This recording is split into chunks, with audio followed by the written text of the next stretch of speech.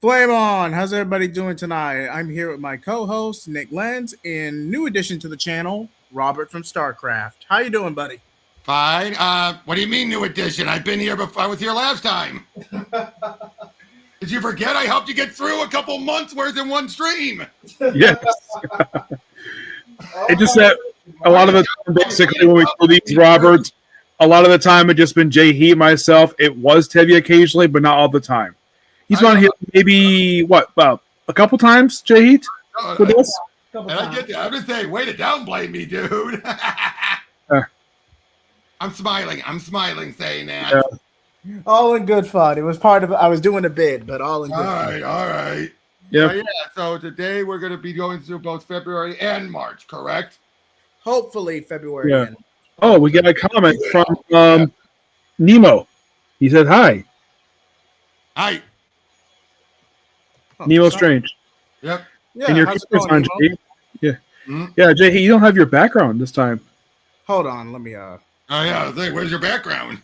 There we go. Of course, mine is the Watchtower from DC Universe Online. Nice. Because I love the Watchtower for Justice League because they have a cool. They have by far one of the coolest looking bases. I even love the current base they have right now. The Mark Wade's. I think it's Dan Mora designed the current base they have. Yep. It is amazing. It is, but shows the fact that Mark Wade and Dan Moria, like, despite what people might say of Mark Wade's mouth, at least he loves DC comic history. Oh, hey, I met up with him back at Motor City. Yeah, he is such. And here's the thing. This is why I know. One, DC keeps him on the leash like they do most of their writers, most of them. And two, he has such a love that he's so glad to be back there. He's not going to screw it up. Yeah, I think it's Justice League first. One of my favorite news sites, by the way. Yeah. Oh, it's I love that logo for Justice League Unlimited. It might kind of reminds you of kind of like Justice League Quarterly, I think it was. That new font. Oh, this is a trade paperback. Yeah, that's the trade for it. Yeah, the website I'm using where it's starting. Comic releases, love it. Yes. That's become my go-to place now for it. I own the first two trades of this book. This book is by far one of DC's best books out right now. Yep, and the fact that Wade almost shot himself in the foot with it. You know, when he made that statement after who got elected. Let's try to avoid politics on this. No, I'm just saying it back, dude. Yeah. Huh. But 3 issues in a one shot. That's what this trade collects. The first trade collects the first 5 issues of this book. And for those of you curious about this book, this is the second volume Just Like Limited because there was one in 2000s as tie-in for a TV show. This has nothing to do with that. It's just like Limited Volume 2. Exactly. It's the name, basically. Yep, but do we really have to go over the trades, really? We could just go right to the books. Yeah.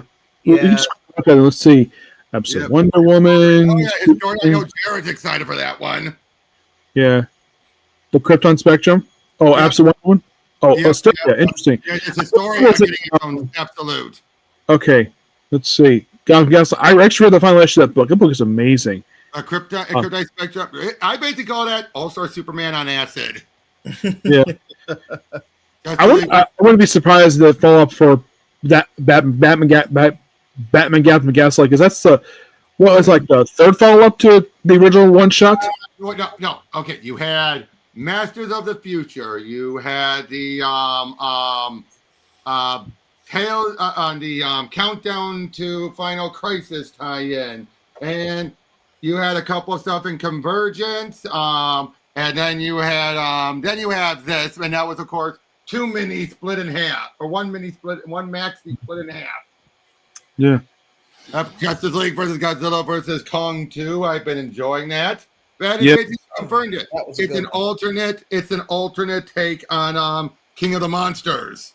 Yes, and I believe this is Legendary's Godzilla in this book. Legendary Monsterverse Godzilla. Yeah, but it's an alternate one because Ghidorah just showed up. Yeah, because in the main movies he's dead. Well, yeah. So this is an alternate take. This is an alternate. Yeah, I know. I'm a spoiler for Godzilla King of the Monsters, but it's been out for several years. I've seen Godzilla King of the Monsters. I actually enjoyed that version of the movie. You know what? That's that until -1. That was mine and my friend Ingrid's #1 Godzilla movie of all time. Because Yeah, I think it featured the biggest King Ghidorah to date. That one, biggest and the best in our opinion. And you know what? Believe it or not, you know what we say is the second best King Ghidorah? the Heisei one. Close. Not from Godzilla. It's Rebirth of Monster 3. Huh. That one is the closest. You could definitely tell they took a lot. Oh, Tom Veitch's and Steve Dillon's Animal Man. I think this was the last trade, last set of issues for the book. This one. Yes. No, there was another run right after that. This was the But this is 70. Oh, okay, so 50. So this is right after. This is the one right after Morrison's run, and it leads right in. And it is the last before it became Vertigo. yes, and for some weird reason, the last I think it's last 10 issues of that book are not in trade paperback for some reason. Well, they weren't until now. No. Once it went Vertigo, it became something completely different.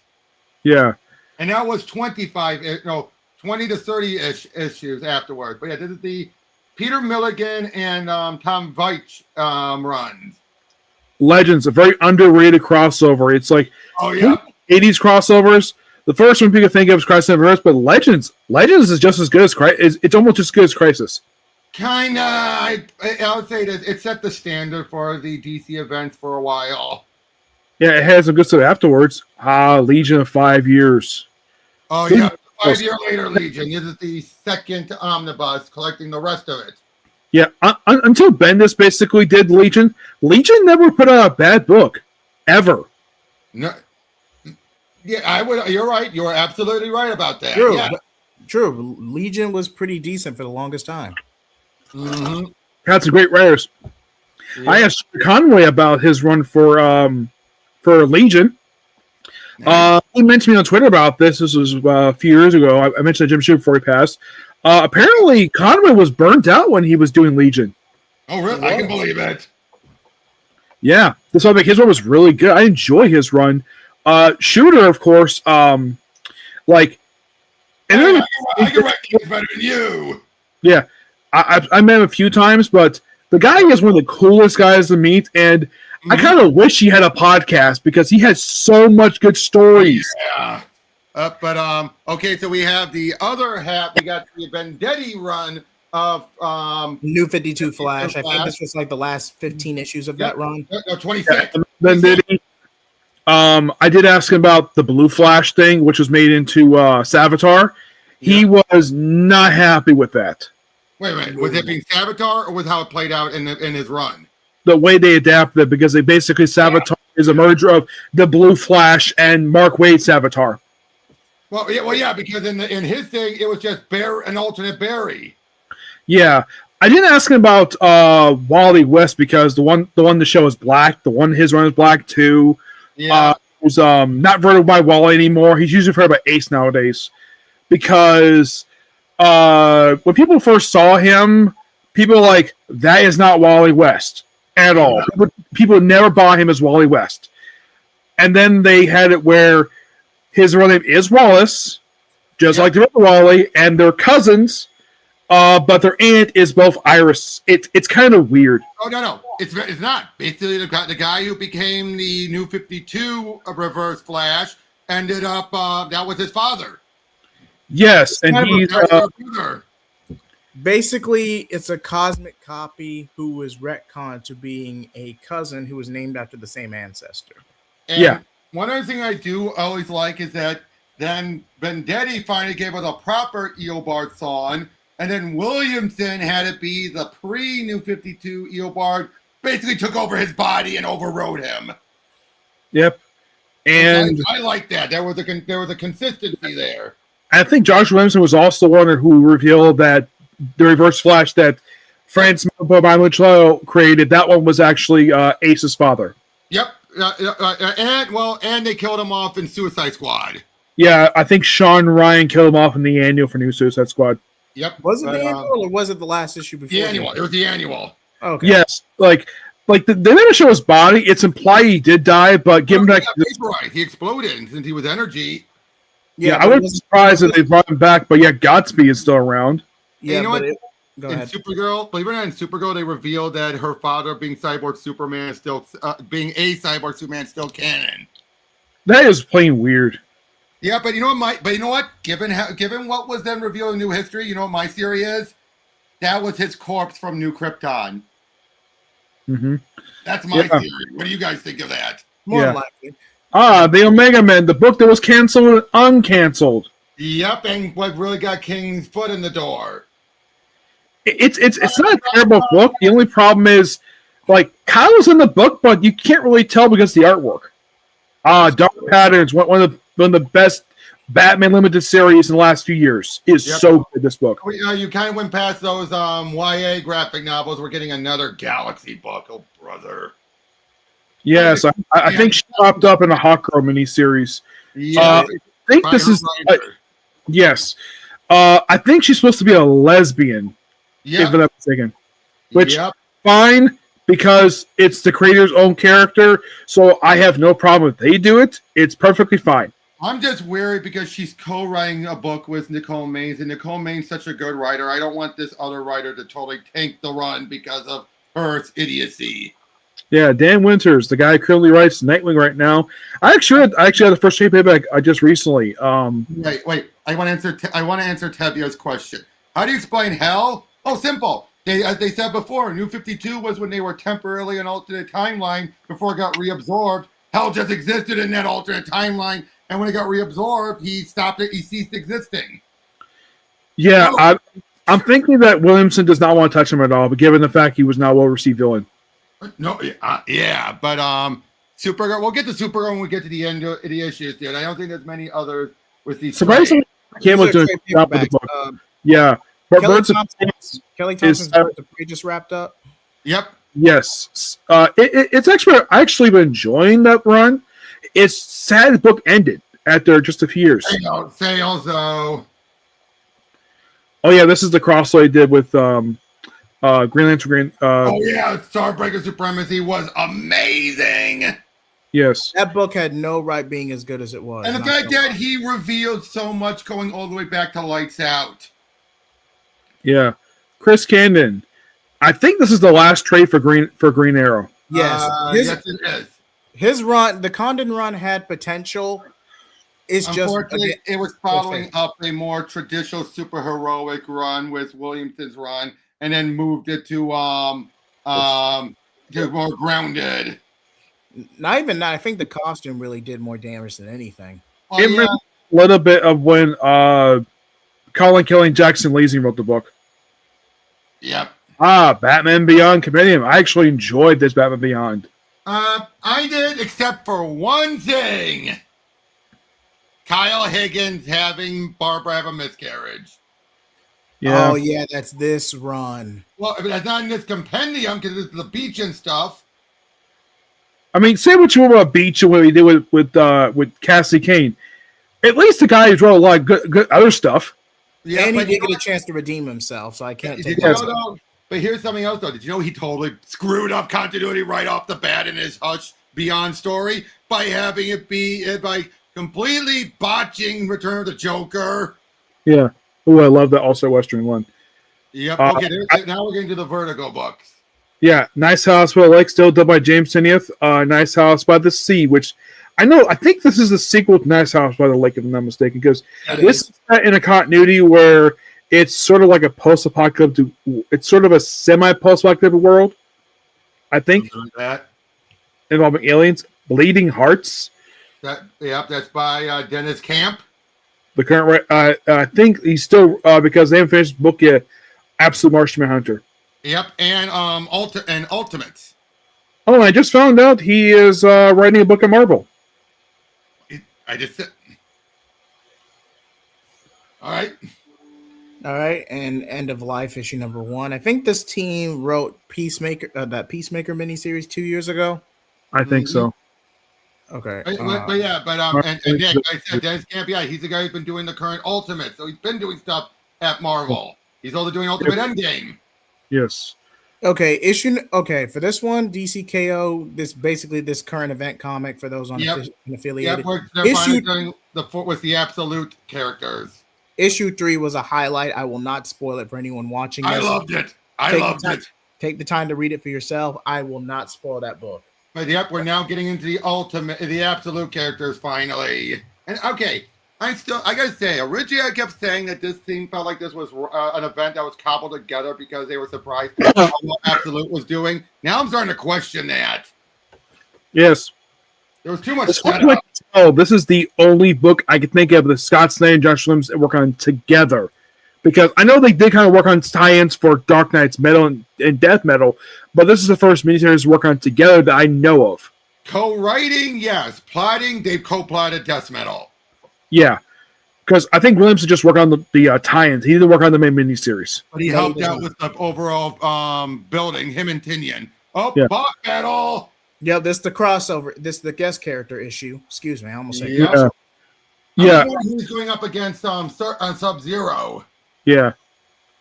Jeremy Adams, cool guy. Jeremy is one of the coolest guys. Saved And- Wally West as a character. Dave can't say that. Wally has rebuilt the Green Lantern Corps, doing wonders with Aquaman. In fact, guys, mind if I spoil the recent Aquaman issue? Go ahead. We found out we've basically been all but given who the adult Andy really is, and it's not. And we get an explanation to what happened to Arthur at the beginning. He was, and there was no one aged up. You know, he didn't go to some alternate future and anything. It was these what is New York people called again? The Albanians. I think so. Or people, turns out they were transformed by this adult Andy, and as made clear, it's Mira's mother. Really? So what they do? What was this? The trench? No trench. Wait, what does the trench have to do with anything? Trench or Aquaman villains? What does it have to do with Mira and her people? Well, it could be Mira's twin sister. No, it's her mother, because you see a statue of her mother, which has the hairstyle of Andy, adult Andy. So yeah, and then at the very end we see the statues busted. Oh yeah, that night fight I've been enjoying. Yes. Still, they could have done more with Tim, but it wouldn't be the first time he's been done dirty. Yeah. I don't even think he got all of issue 3 to himself. He got the bulk of it, but only he got the bulk of it.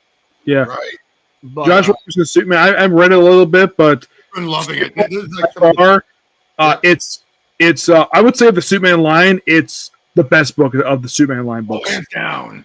hands down. It's the And best- Williams is not planning to leave this book anytime soon. Nope. As And, far and we'll get to that when we get to March. But I gotta say though, the one, you know what, the biggest thing that won me over with Williamson was bringing Lena Luthor back for the first time since our World's at War. That was the last time we ever saw her. She did pop up in the Superboy issues by in Adventure Comics. No, that was That her. was her. No. That was Lex's sister, Lena. Huh. Now, and remember, Lex named his daughter after that, and that was pre-Infinite Crisis, and that was during that hazy time where Lena, baby Lena, could have been retconned out, and they brought back the sister. This was the first time we ever confirmed Lena was still alive. The events of our Worlds at War still happened, and yet still keeping the sister Lena too. As far as I can tell in the current continuity, that her mother is still the same, except that she's still dead. Yep, the Contessa. Yeah, which is weird how Lex was written, because I read the issues where she was born. So Lex, after the daughter was born, forced his own wife into a coma and then divorced her because, get this, he did not want to share the love of his daughter with his wife. And then she busted. Then she got freed, sent to Bizarro to kidnap her, and was starting to plot against him until he became president. And then he just sent missiles and blew her up. And he's like, "Oh, my divorce is finalized." Yep. And it was a Secret Files book that she died. Which, Yep. like, really? You killed a character in a Secret Files To be book? fair, she hadn't been used in ages, so it was a way of just cleaning house. Yeah. I don't remember who wrote that. I think that was Loeb. I think that was Loeb or Yeah. Kelly, but I will say this. The Birds of Reno was one of the best Lex Luthor stories because he has Mayor Berkowitz assassinated by his own stepfather so he can have an excuse to kill him. But yeah, okay, so yeah, Justice League Unlimited, still been loving it with this terrific 10. Yes, I think this is gonna be like the only book this year Dan Mori is working on this year. No, he's working on Superman. That's the book.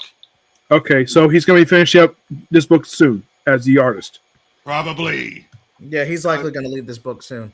I've enjoyed Justice League, the tie-in issues for Justice League Unlimited. It gives Mr. Terrific a chance to shine, as well as the displaced Justice, as well as the time displaced heroes.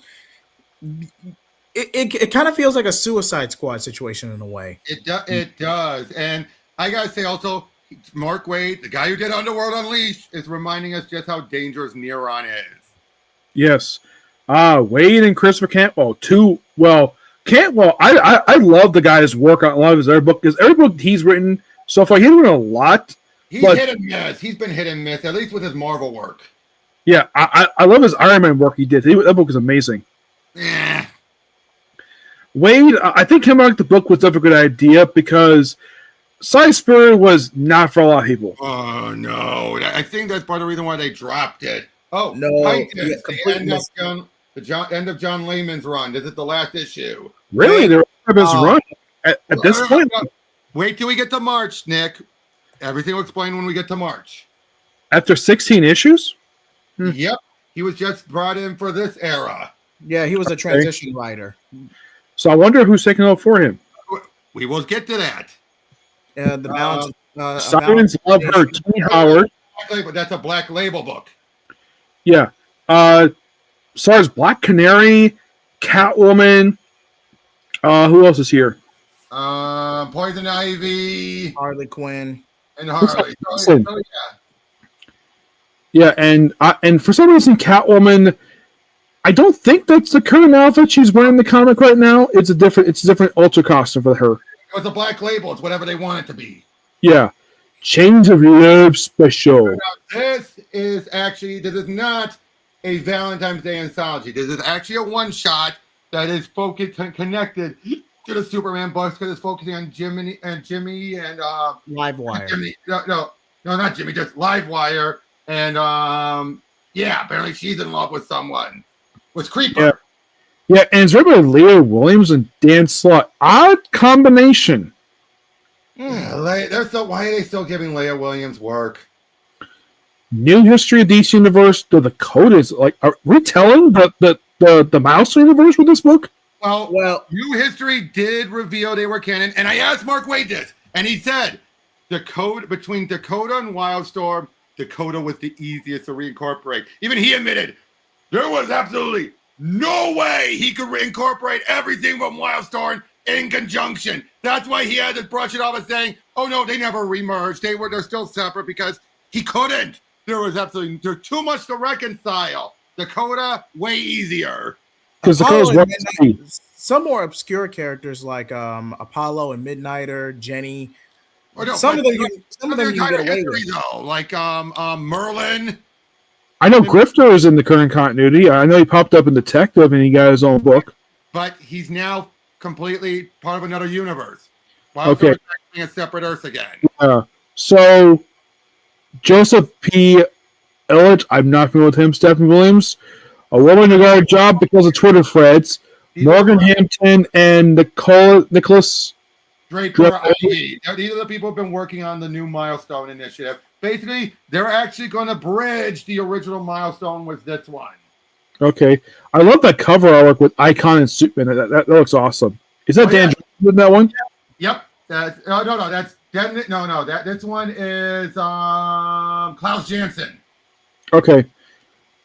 But then we get to the Absolute Universe as we get which is not many books. I know there was a special release recently for Batman called Batman Arkham Absolute Batman Arkham.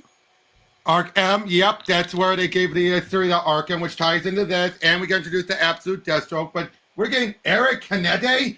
Boy, I'm just glad that he finished up his Kickstarter and his indie book finally. Yeah.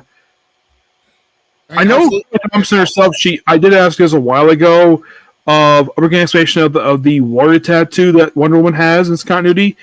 She said they will. When? Don't know. Wait a minute. I believe it ties to the fact that's the magic arm. What? We've The warrior? already been having the explanation, dude. It's a magic arm. Yeah. No, dude. That's the explanation. It's her magic arm. All right. That's the working annual. That's the second book of this line getting annual. No, Batman got his first, obviously. Wonder Woman? Okay.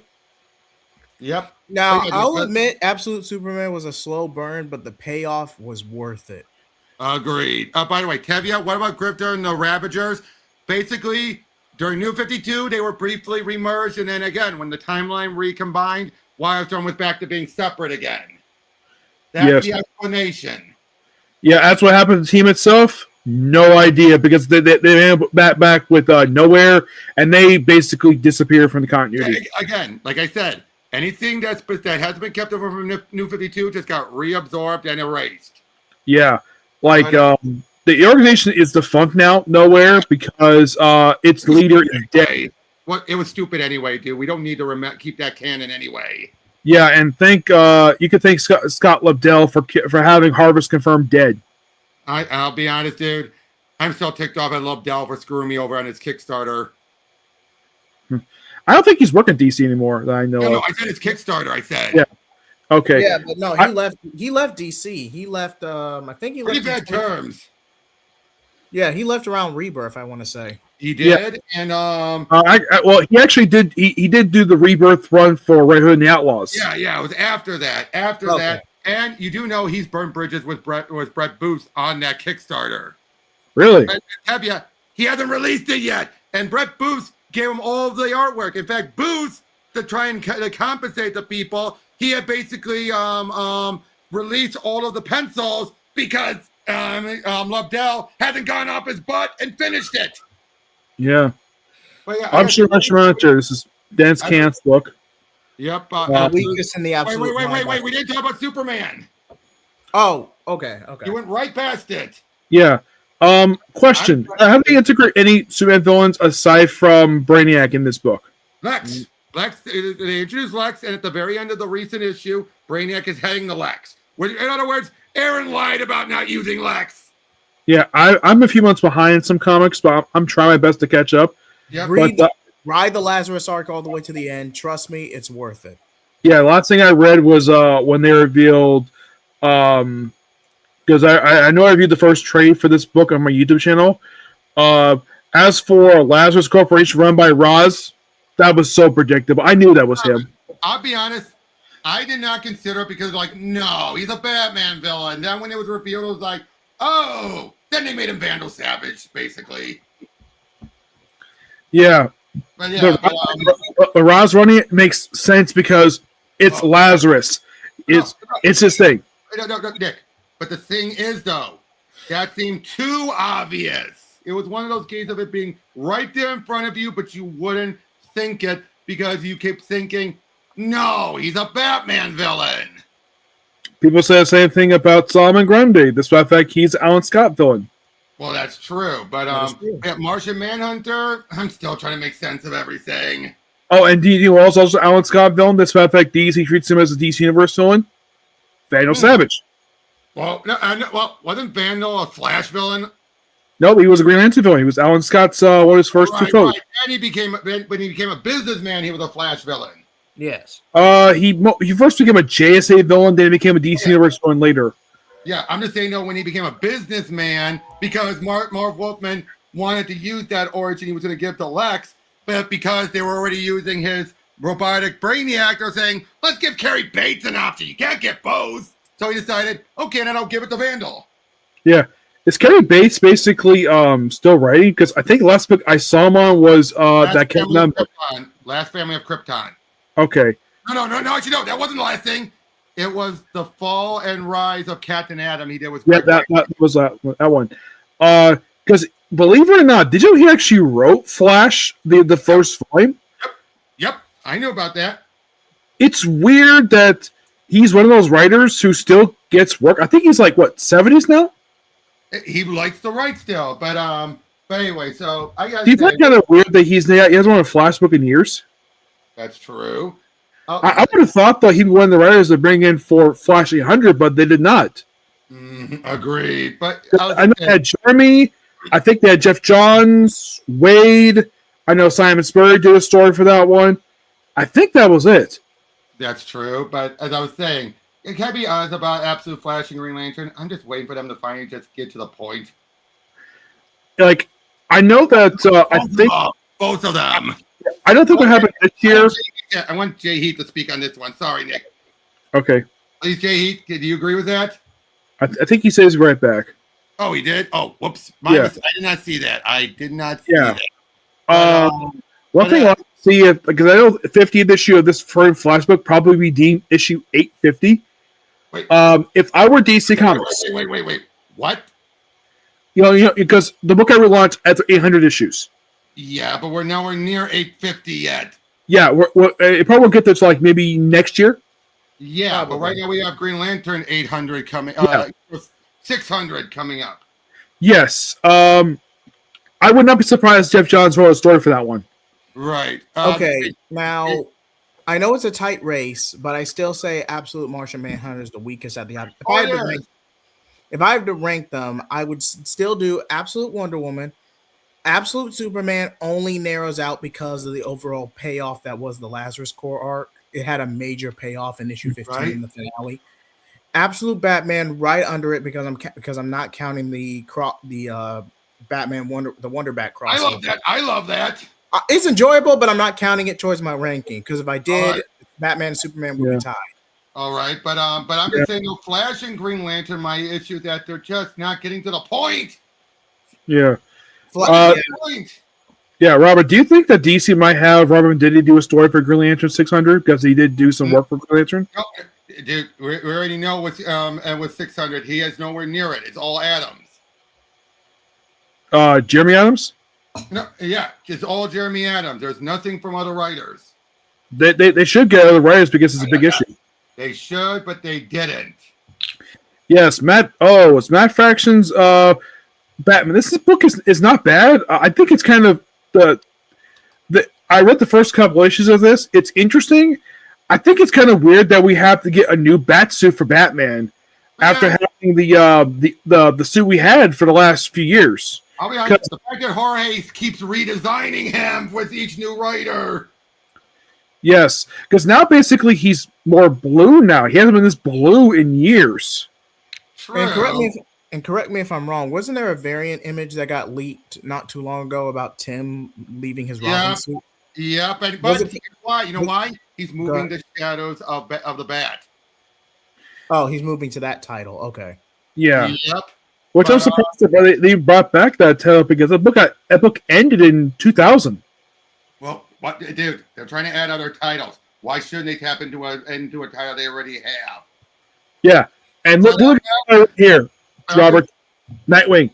Nightwing has the highest number of issues for DC Comics. That's not a relaunch or renumbering. It's the only one. You said that before. Yep. And do you know what's number 2? Either Catwoman. Yep. 3. And Harley. Yep. And I think just behind it is probably Superman. No, Ivy. Okay. Ivy will be behind that, but I was going to say was I am not surprised that Matt Fraction renewed Bernard again because let's be honest, say what you will about Fraction, might be a decent writer. He's still part of the Portland Mafia. He's still one of those type of writers who would feel like, of course I'm going to love and shove him in. Yes, it's something that we don't have his wife. We don't have his wife writing a comic for DC right now that I can think of. Well, no, but you get my point still, right? It's like, of course. Because I kept thinking they're going to get rid of Bernard. Nope, he renewed the interest again. Now we got a couple of years again of him not being used before we can. I don't know if Batman Robin's ending. I've not heard anything about that. It was confirmed it's going to end after issue 30. Because PKJ is now a Marvel exclusive. Once he's done with Book of L, he's done at DC because Marvel obviously tempted him over so he can do his Age of Monsters with Hulk. But let's be honest, though. his Batman and Robin has been one of the weakest works he's done. And I got to feel it's mostly because of the artists. The artists do not fit this book at all. I'm not going to say it's as big of a mismatch as the Fitz Martin run because that was atrocious. But they're just not. They're just this creative. It's too dark. It's more just something not clicking. Here's the thing. It's something you expect for like a Dan Waters book, not a PKJ book. Yeah, and here's the question. If this book is ending, because I know Tim is hanging out with Batman occasionally, so what's Damian going to do? We gotta give it some. We gotta give them some time, dude. They just ended the book. Give it a little bit of time before they decide to get a new book out. Especially since they're launching other new books. I think they're just going to Greaser. Do you think they might bring back the Robin title? Who knows? If they do, they're going to piss off Tim Drake fans. I'm going to tell you that right now. Well, the previous run actually had had Damian as a star, and that book was really good. Again, let's wait until Shadow of the Bat comes out. Yes. Okay? Let's not rush things out. Let's see what they're going to do with Tim and Shadow of the Bat, and then go forward. And Tevye, we know Bernard's an awful character, but this is Matt Fraction. Like I said, good of a writer as he is very strong in that political stuff. So, of course, he was going to renew the interest in him. Yes. And having Bernard saying, "You're bad, Batman. You just completely had my boyfriend hurt. Shame on you." Yeah. And he's completely in the right for saying that. Yeah, here's also something interesting with this issue number here, 84. That makes it I think it's the second ever 84 for Catwoman. Yes, it is. But I was about to say very quickly with Batgirl, I thought it was going to be the final issue, but again, March says otherwise. I thought they said the finale to the War of Shadows, but nope, it's not ending. Well, I don't think it should end this soon because they just brought the title back because if sales were doing that bad, 16 would be a decent place to stop it. But yeah. Catwoman, I enjoy what Taryn Grayback was doing with the book. I read the book a little bit, but I think she's definitely a good fit for this book. She's definitely a writer who does get a lot of attention. Oh yeah, definitely. And I'll say this: she's kind of like the new G. Willow Wilson, someone who's actually doesn't push controversy, tells good stories, and everything. And get this: she's one writer who is not American, British, or Canadian. Yep. She's Norwegian. Yep. Speaking of G. Willow Wilson, yes, I met her. She's a very nice lady. I met him too. But yeah, with G. Willow Wilson, Ivy's continue to do well. And again, wait till we get to March. Let's not talk about the March solicitation yet, because there is something big there. Catwoman's not ending anytime soon that I know of. Yeah, Catwoman is not. No, Catwoman is not ending. Neither is Harley. And I gotta say, that 200th issue was horrible for Harley. Yeah, it was pointless. I haven't read it myself, but I've heard not so good reviews on it. It's not. I'm like, how the heck does Harley have 200 issues? Britt, you really that surprised, dude? They've been keeping her going ever since New 52. Well, this is not the first volume they've had for her. They had one for her back in the early 2000s. I know. That was her first run. I know. But Detective, going down to Detective, he's still doing that City Without, City of Courage story arc. I like that cover. Good, it's decent. It's decent, but it's still going. Yeah, World's Finest has been the saving grace of this line. Yep. Yeah, I think this might be the. Actually, I think it's more issues than Ivy. This one. Wait, what? This is more issues than Ivy. Ivy's have 41. This is 48. Oh, yeah. You're right. 41, 48. You're right. This is 48, but yeah, I'm just so glad and loving this. And now they're bringing in Ultraman and Owlman. Oh boy. Mm-hmm. Yeah, this is a crime syndicate focused issue. Yeah. I know this is one of 3 books Wade's working on. You have this, Justice League, and Flash. No, and Action. No. And Action. Flash, he is co-writing. As far as solo writing, it's Action. Yeah, I think it's just for story arc. Yeah. But I don't think he's a regular writer because it's still under Superstar Initiative. Wait till we get to March, Nick. Everything's going to be explained in March. But yeah, this book's almost a year now. Damn. Wait, went right past Action, Jay Heat. Oh, we did. I thought we went over it. Okay. Yeah. I just brought up that Wade was working on it. This is because this is Wade basically just integrating the Silver Age Superboy stories in the current continuity. Which I've been enjoying. But yeah, it's because obviously he made it clear he does it so long as Superman's married to Lois, he wants to do stuff in the different eras, which is fine. I say that's perfectly fine for him. But yeah, now we can go down to Superman Unlimited. Again, Slott's been doing great. He's been killing it at DC. Wouldn't you agree? Yeah, I agree. But I'm more satisfied that he can actually keep up a deadline. You do know Jerry Mann has been having to script some of his stuff lately. True, but hey, so at least someone's helping him. So. Yep, Supergirl, been loving this. Sophie Campbell's been doing such a great job. I have not read Supergirl. I mean, I think the closest thing I read previously was that Power Girl series. I kind of oh god, dude, Leah Williams, really? You're good, dude. Sophie Campbell is phenomenal. And this is the one that gave us the thick Supergirl. Like I said, I don't really keep up with this title, and I'll give it a shot. I appreciate it. I'll take your recommendation, Robert. Yeah, that has been really good, especially at the end of the recent issue.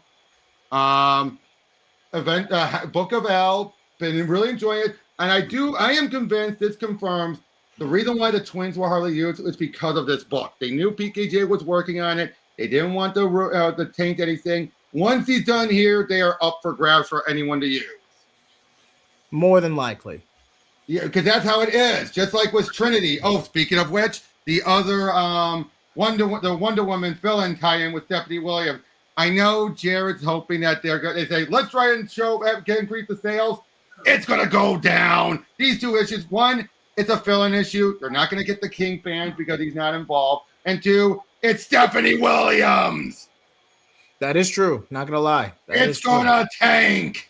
I'm not gonna say it's hot. I'm not gonna say it's hot garbage, but it's gonna be pretty bad. Yeah. Oh, tell you, Wonder War's right after this issue. Oh God. Okay. Just want to say about Lemire. I read a little bit of this. It's not bad. Yep. And as I told you guys before about in Aquaman, Andrea's true nature has been revealed as Mira's mom. Yeah, I think this might be the only book for DC recently that hasn't had a big triple-digit issue. You notice that? That is true. That's because Aquaman was shelved after after Future State. I think after Future State, Aquaman was shelved. Yeah, after Aquaman. Yeah. Aquaman it's really weird for Aquaman because online is listed as a mini series. It was originally supposed to be it was going to be an ongoing, but because sales orders weren't there, they made it a mini. Yeah. Maybe like 700 issues, maybe close to it. There maybe. By the way, Stephanie Williams, she's not the worst writer, but she's pretty bad. Yeah, I prefer Stephen Phillips over Stephanie Williams. Yep. And Jeremy Adams keeps building up to 600. I cannot wait. Mm-hmm. And we'll go into more detail on that one when we get to the March solicitations. I think this is the second that he has worked on because he did work on Flashy 100. Yep. I know we're coming up on the 40-minute mark, ladies and gentlemen. Just bear with us. Yep, we're almost done. How was this? Green Lantern Corps. Issue 13. I heard the sales have been not good for the start of this book. It is good. That's the thing. It's good, but it's not doing too well sales wise as much. It's not on the chopping block, but it's okay. We have Batman, Lantern. About this, the Arcadia. This ties back to a crossover they had back in the 80s. Yeah, that was a late Danny O'Neill who did that story. I hope that here's what I hope that when they finish this miniseries, when they trade it back, collect the original storyline. Yep. By the way, called Fables. Yep. Wait. Go back. JT, go back. I want to focus on this. Gabriel Hardman. Don't expect him to ever do Green Lantern Earth 1 Volume 3. You know why? Why?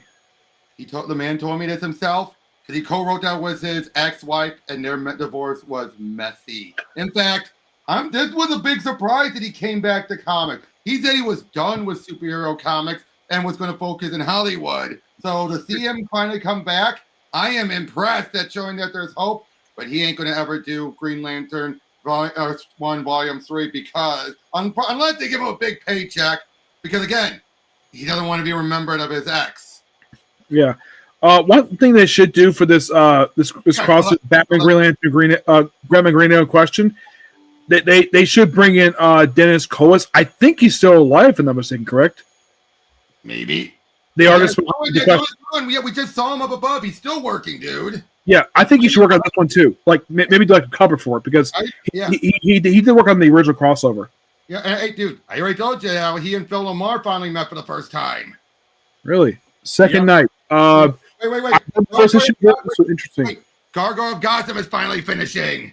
Yep, and the noir edition is being released the same day. Of course. I'm like, okay, it's Black Label. Of course, Black Label would do this because they, at times, are on their own schedule. But I would say, I'm still wondering where the hell is Batman the Barbarian? Good question. Second night, the first issue of that actually pretty good. Yep, I've been enjoying this just as good as the first mini. Elseworlds, Batman Static Beyond. I've been enjoying that. Yeah, and the thing with that book is, it's one of those very few books where I met both creators in the book. I met Dan Jurgens at Comic-Con back, I think it was 2017. I met him. Yep. Very cool guy. Perkins several times. He was even at Free Comic Book Day, believe it or not. Well, one of the stores I went to is my business now. They invited him for that, and then 2 weeks later he was at Comic-Con. And I got him to sign my copy of Captain America Winter Soldier. Nice. But as I was saying down below, it's Batman Static Beyond. Been loving that. I think that's a follow-up from the animated series stack, right? The one. Kind of, sort of. Its own story of it. Even though so when he appeared on Static, the future version of Static was more muscular, and then you see him on Justice League, he's like thinned out. He's got beard. He was still jacked out. That was when he appeared. He didn't appear in Beyond. He did a Static Shock. He was very muscular. He had a short beard, and then he appeared on Justice League Unlimited, where he has like a Santa Claus beard. Yeah, that was the new Batman Adventures crossover episode. But that was that was the one where they were going through a different time. But that's the main reason they were plucking them in and out of time. Yeah, but, is this set before? Probably set in that timeline. What? That one? No, I doubt it. It's probably its own thing. Fact Smile. Facsimile. Re-releases. Yeah. Yeah, but then we got Gotham way down below. Gotham Academy first year. Children of the Round Table and Teen Titans Go. To all of them. All right. I really enjoyed Gotham Academy because I love the original series. This book, I think, is a prequel to the original series. Not mistaken. I am just not a fan of them shoehorning Map as a Robin. She is not an official Robin. They keep on claiming she, in their eyes, from Fletcher and the others' mind, she is. Here's the weird thing with that series. It follows from a story from Batman Brave and the Bold. Yep. Which I found to be so cool. Yeah, I know we're in March. So DC Pride. Now I have talked to Tim Sheridan about the whole thing of Alan Scott being gay. Now I know the reader's not a fan of it, but apparently Tinian did it first. Yeah, did he? Okay, so saga, but go on. So according to Tim Sheridan, he told me this: the creator's family has no problem with this. Dude, I don't think I don't care what I thought it was one of the better well-handed coming out. Way better than Silver Surfer. Not Silver Surfer. Iceman. Why did they say Silver Surfer? Iceman. Yeah, because this was supposed to have build up, but I'm just not necessarily the biggest fan of Alan Scott being gay because of the fact he's been married a couple times. He has kids. But they did explain that. He had convinced himself he was straight for the longest time. And as he even said, he doesn't regret being in love with those women. But they weren't beards. He had convinced himself he was straight. He's not bi, though. It's a case where it's like he loved them with all of his heart. But he is gay. Just like his son. Yes. Which I know Roy Thomas did create his son, but he's not the one that was gay. That was somebody. That was Mark Andreyko. Yeah, that was in the 2000s. Manhunter. Yes. And they had the future issue where Kate Spencer's son was outed as gay too. Yep, I remember that. Oh, I'm not sure why. It's Mark and Draco's gay. Yeah.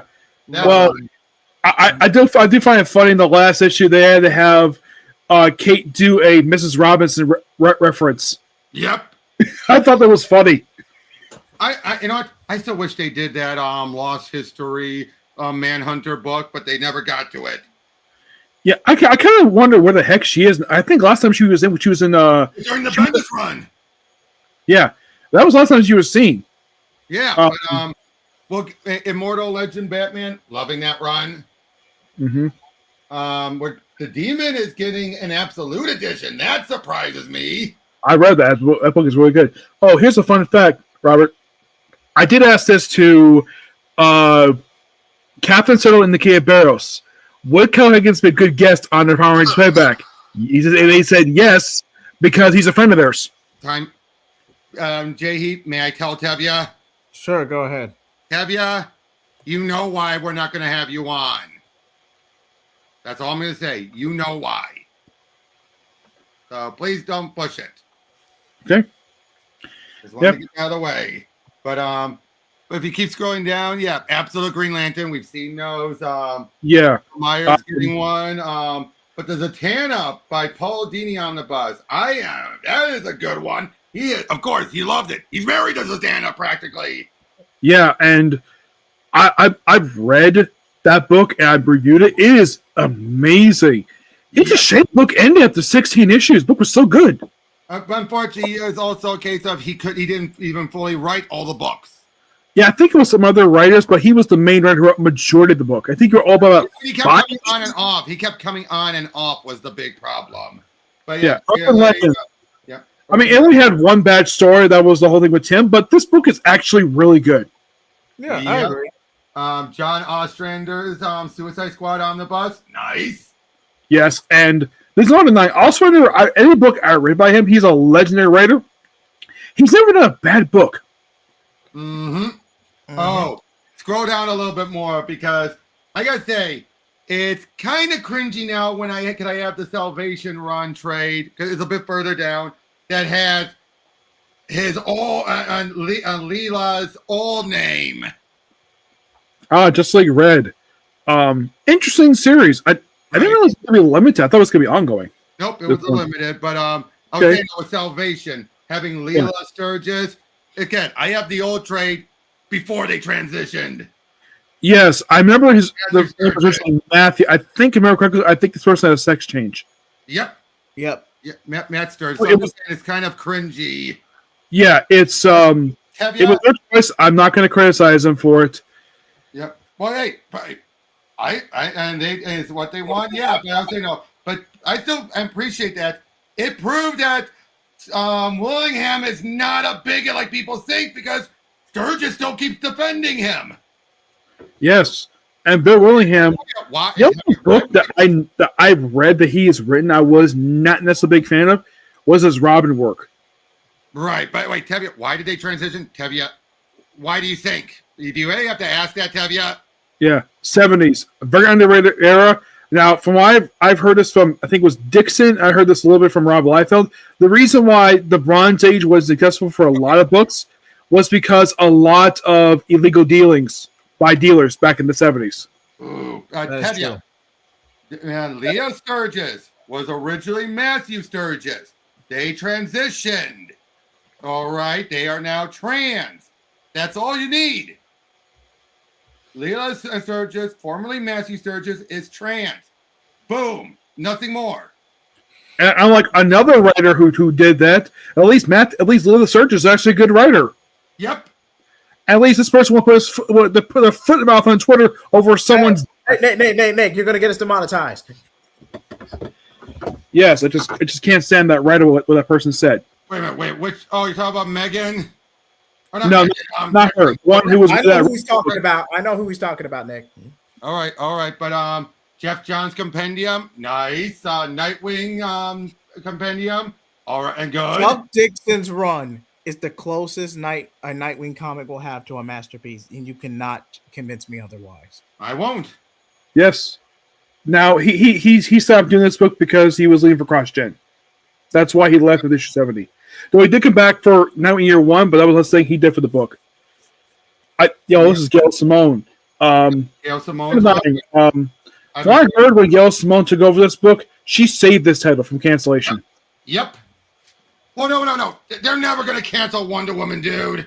It just at the time, book reception wise, what was during the first year that run was coming out, I wasn't reading that point. I heard this from Linkara. The book was not well received because the first writer came book on took like a year, at least 5 issues, and then the next writer just did whatever. Nick, wait, didn't the original Amazon's Attack release during this? Yes, but Nick, they're never going to cancel because they can't. If they cancel it, they will lose Wonder Woman. So it is never on the verge of cancellation. Yeah, it just was not doing well sales-wise. Exactly. I just want to make that very clear. There is no chance of them ever canceling it. But she did save the title. Yep. Joker. Yeah, the Joker, it has a lot of Joker stuff, including his mini series. I think it was ongoing, got canceled. The Telling of Death in the Family. Yeah, which includes The Cult and the book that led up to it. Yeah, Death Family, a very controversial Batman story. Yep. Oh, okay. Keep scrolling down. Dude. We're about to get to Superman, Spider-Man. We got to talk about the Marvel announcement too. Good book, loosely adapted for season 1 of Arrow. Yep. But yeah, look, I am so excited for both of them. Nice. Have you read the Marvel announcement? I have. Jeff Johns is writing the Marvel side. Oh, that's good. I'm looking at these writers for these books here. Mark Waid, Tom King, Matt Fraction, Sean Murphy, Gail Simone, Christopher Priest. Of these writers, I know Wade has done Superman. I think he's done Spider-Man, if I'm not mistaken. Yep. He's done plenty of Spidey. Yep. Yes. Tom King, I know for a fact, has never done Spidey. He's never done him. Nope. Before we move forward, I just want to address this. Don't think these crossovers are a coincidence. Marvel is in a rut right now. Say what you will about the success and synergy of the MCU. That's a topic for a different stream. But Marvel is in a rut sales-wise. Like they're not even in the top 10. The only reason why they're number 1 still is because they're skewing the numbers by flooding the market. That's the only reason they're number 1 is because they're just flooding the market. They're not even in the top 10, most of the top 10s. Yes. Priest, if you're curious, he's running Spider-Man. Not that I know of. He's never written Spider-Man. He's done him regular stories. No, wait. He did. Hold on. He did an issue. Wait, where is it? I think Priest is. I think we're a little bit of Superman. Hold on, guys, please, can I? Oh, that one shot. Yep, and that was when he was James Osley before he became Christopher Priest. Yeah, I think it was Joe Quesada mentioned the reason why he changed his name because he got divorced and he was a priest. He once said, "If I ever got divorced, I will become a priest." And Bobo. Like, tell you why they find the market to skew the numbers. That's why. Yes. Now I am skeptical with Scotty Young's work, but another Lobo series would just be fantastic. I'm willing to take the risk on this one. I think, if I remember correctly, I think this is only his 3rd writing book I know if he's done. I know he did Rocket, he did Deadpool, and this one. I know if he's done. I hate Fairyland and Marvel's Wizard of Oz. Okay, just so those. I hate Fairyland. Makes him perfect for Lobo. Yeah, Deathstroke Terminator by Tony Felice. I'm not familiar. I'm familiar with the artist. Tony Felice is he's done Unstoppable Wasp, but also. Okay, I've not read straight up. I have read Unstoppable Wasp. Good series, that one. It's a shame that book, basically, when they brought it back, this canceled again. Yeah. Okay, Rucker doing Batwoman makes sense. Yep. He created the character, so not surprising he was doing the title. Danny. Yeah, this is just a one. I know the name. Good artist. Just I've never met the person. Me neither. Rucka, I have met. I met Rucka. Cool guy. He's lost. Depending on who you ask. Yeah, you do know. I've said this before. I'll say it again. The reason why he kind of went nuts after who got elected, and basically that's where he went from being fair and balanced to nope, I gotta force my politics into everything. Oh, I heard about this one. DCX AEW. I heard about this one. Now, if you're a fan of wrestling, you'll probably love this title. I have no interest in this. Yeah, I do, because basically that first cover there, because this is quite interesting because I know who these wrestlers are. Yep. Never in person, but I know who these are. That first cover there, of all these one here in front with the big belt buckle, that's Hangman Page, recent AEW World Champion. Swirl Strickland's the black guy. Sunglasses, Orange Cassidy, the guy with the green pants, that is Will Ospreay. The guy with the bald head, that is Jon Moxley. He's the current Continental Champion. One with long hair, that's Kenny Omega. The one with one looks like she's from the 50s, that's Timeless Tony Storm. And the one next to Hangman, that is Mercedes Moné, who's currently on break for the company. By the way, wait, Tabio, what confuses you? AEW? It's just a crossover with wrestlers, all right? That's all it is. And the guy with the flamethrower in the back with the red coats, that's Darby Allin. He actually did use that on TV. He actually basically burned Jungle Boy's legs with the thing. Wow. It's just a tie-in, all right? That's all it is. Nothing confusing. And that's hanging a buckshot lariat on Lex Luthor. Yep. Buddy. Come on, even you have to admit, Robert, this is hilarious. Oh, yeah, I agree. I'm just trying to Yeah, and if you catch what the buckshot lariat is, it's him outside the ring, goes over, and then does a big clothesline. That's buckshot lariat. It's a signature move until he ends all his matches. Mm-hmm. And he's called Hangman because he actually, believe it or not, used to hang people. Yay. Yes, he's part of the Bullet Club. Yeah, and there's Mercedes with the whole fingers thing because that's the thing she does. Formerly Sasha Banks, WWE. And she is on break. This fact she has like 10 titles. Right.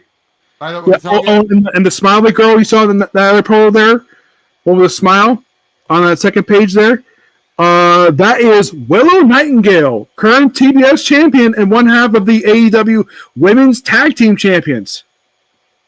By the way, you know what I think? Look, with DCKO, you know what given the covers, you know what I think is going to happen? I think Batman's going to get free from Night Fight, and it's going to replace Joker, and it's going to be Batman versus Superman. Yeah, interesting. Josh Williamson's not writing this issue. Well, it's mostly been a Scott Snyder thing. Yeah, but he's been co-writer for a lot of the book. Well, yeah, He's been plotting out.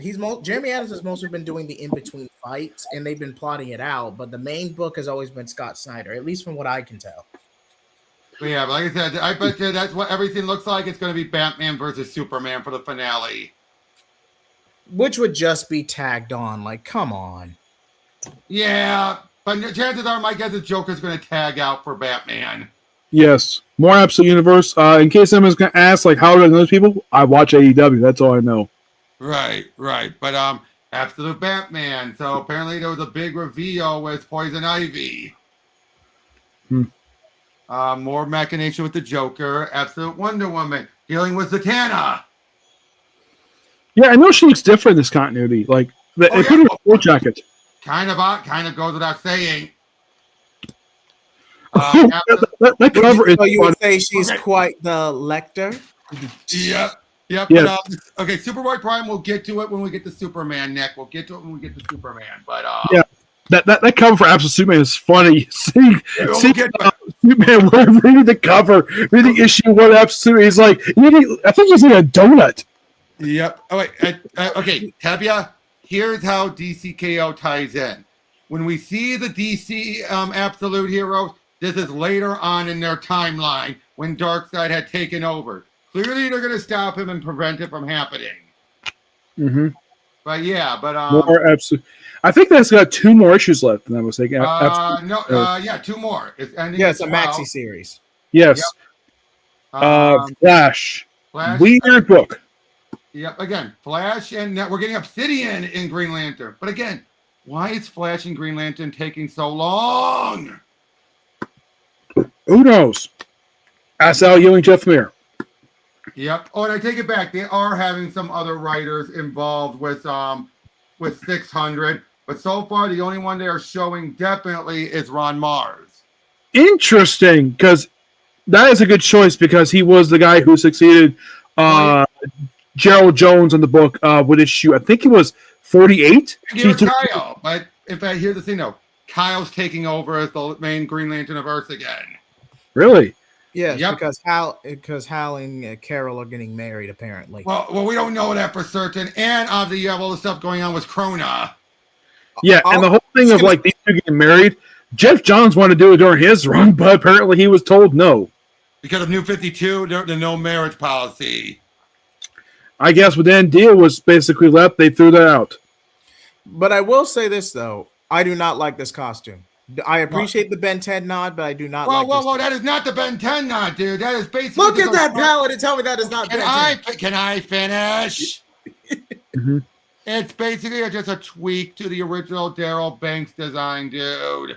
Okay. Real quickly, I think that was his second Green Lantern costume. Technically his first because he had the standard Green Lantern outfit. Yeah, and then later on he had this weird one like lines on it. You remember that? Yeah, I remember that. That was Jim Lee's redesign. But yeah, this is just a slight tweak to the Daryl Banks outfit, dude. Come on, even you have to admit it. One person I wouldn't be surprised if they had write this book because he did write Kyle. Would you be surprised that Joe Winnick wrote a story for the book? He's too happy doing indie work. I heard he was writing kids' books. Yeah, that's what I'm saying. Indie work. Ooh, I love that Batman cover where it has look like a Neil Adams stuff. They're keeping Arkham Tower canon. Yeah, that was if I remember Marco Tamakagi established that. Mariko Tamaki. Okay. I love the concept of Arkham Tower. It's different from Arkham Asylum. Yep. Because they also integrated more in the continuity of Chase Meridian as a psychiatrist, but after that story wrapped up, she's not been seen since then.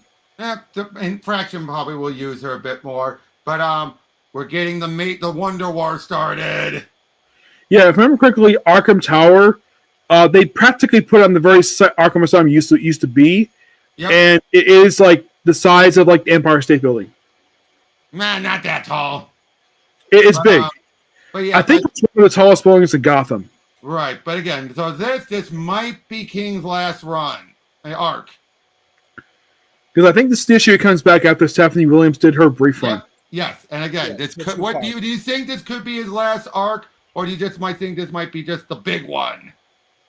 At least with official material is concerned, he wants this similar to Batman, where he could get 100 issues. Wait, he's not gonna. I'm expecting him to get up to 50. Yeah. Okay. Also, one thing interesting about Wonder Woman's costume, as this year, that costume's been on her for 10 years. No, this is the Rebirth outfit. That was 2016. This is 2026. No, that was not Rebirth. No, sorry, let me rephrase that.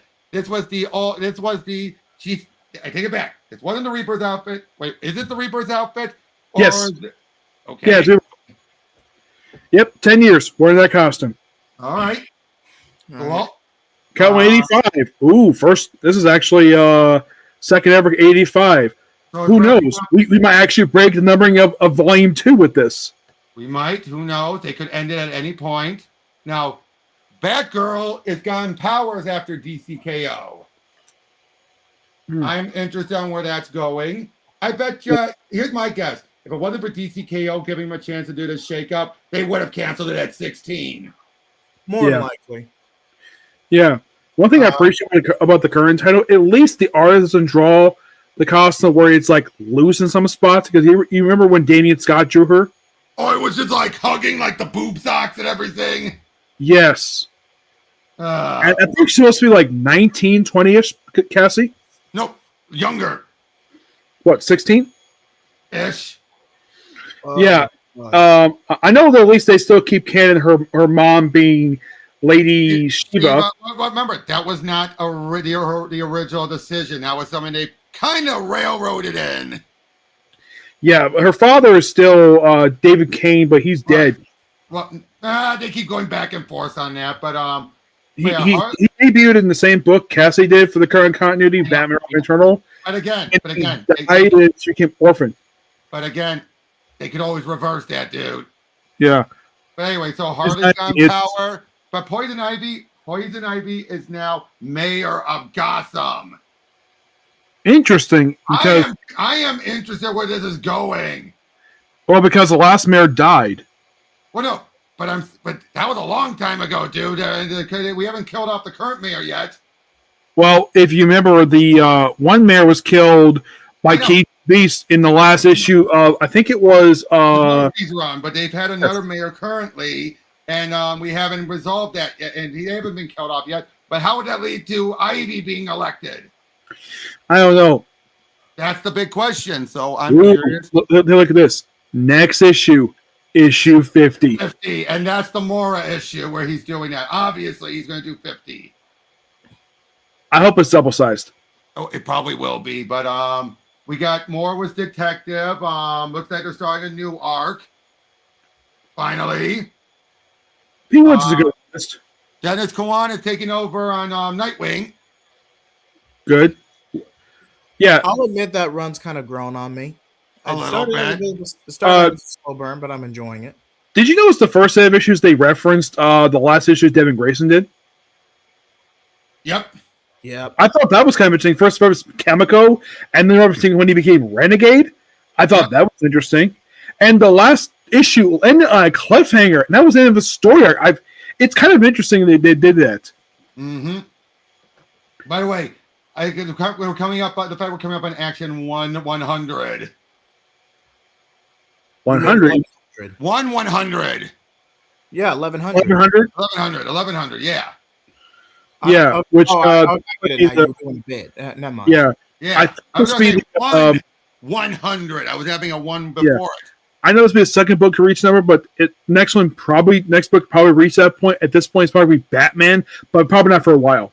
Well, yeah, but anyway, then Supergirl. This is where we're starting the reign of the Superboys, as we're having Connor's heading to Kandor, and Boy Lightning. First time Boy Lightning's been done outside of World's Finest, because that's of course Gog. That's Gog when he was younger. Yep. I'm curious on where that's going. Like, how is he back? Basically DC's Iron Lad. Basically. Yep. Yeah. Here's Superboy Prime is taking over the title.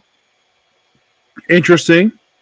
I am so glad Williamson's continued get Superboy Prime's redemption. At least, basically, he's not going to be whiny. Oh, but I'm just so glad they didn't drop it. Yep. Well, at least he's not killing anyone. There's no cover of Superman eating a donut reading a comic book. That is so funny of a cover. I love that. And it's popcorn. It's popcorn. Because I think the first was a donut. No, it's popcorn. Okay. Well, at least he's not killing anyone to death. I'll kill you to death. Yeah, he's saying the Monarch who... Yeah, Monarch is not here. Monarch appeared. Captain became Monarch during the Superman vs. Captain Atom one-shot. Okay. Just to remind you, this does not mean that that Kid John is back. It's going to have a story where they go back in time. That is it. Emperor Aquaman. They're changed. Wait. Can we focus on Superman Unlimited first? All right. Fifth Dimensional Imp. My guess is probably Mixie. No. He's a fourth. No, we're dealing with a fourth dimensional demon. Okay. They just said when I think of Dimensional Imp, I usually want to think of Superman as Mixie. Yep. Okay. Jay Heat, your thoughts? Would you agree with me on this? Is it just going to be a time traveling story, nothing more? Pretty sure, but I can't tell who the villain will be. I guess it's time travel because John doesn't have that many original villains. Well, yeah, and this is what's involved, and this is John being possessed. It looks like older John's been taken over by this guy, and it's going to be his younger self who gets him out of it.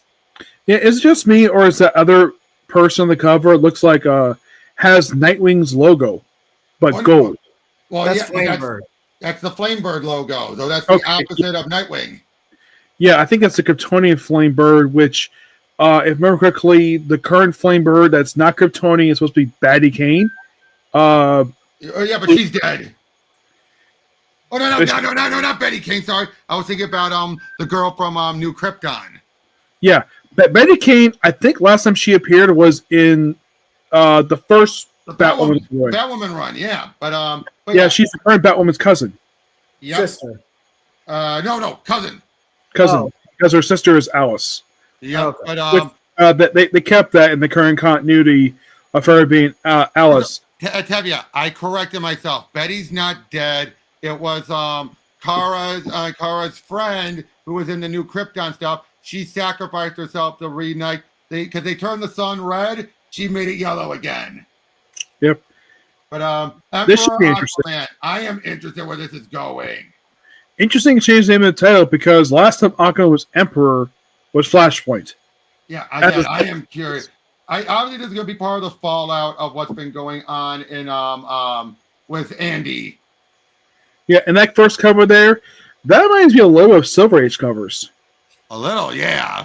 But okay, Flash is where we get the new writing team.